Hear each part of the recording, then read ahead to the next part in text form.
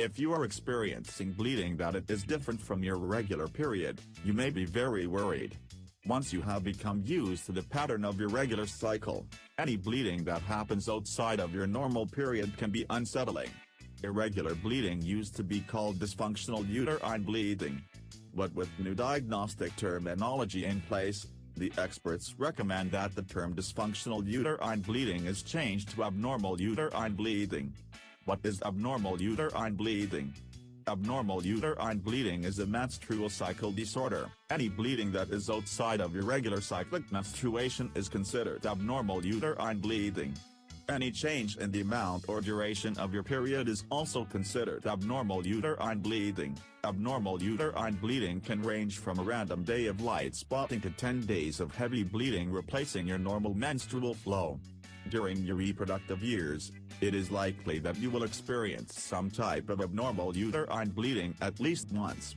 Abnormal uterine bleeding that occurs only once usually does not indicate any significant underlying problem. If you have 3 consecutive months of abnormal bleeding, it is more likely that you have an underlying problem causing the bleeding.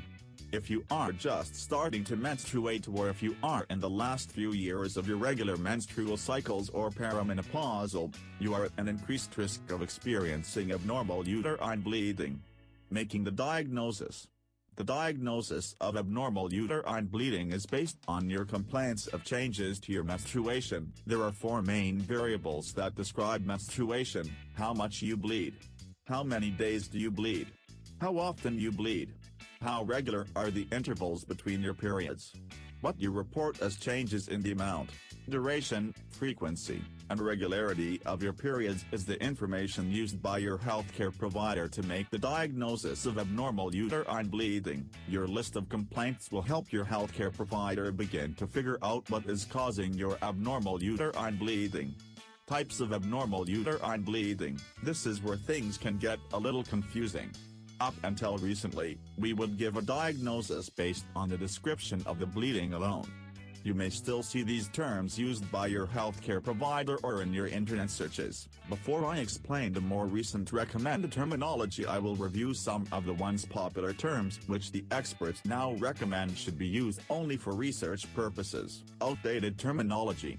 Menorrhagia. This term is used to describe a period with a heavier flow than normal.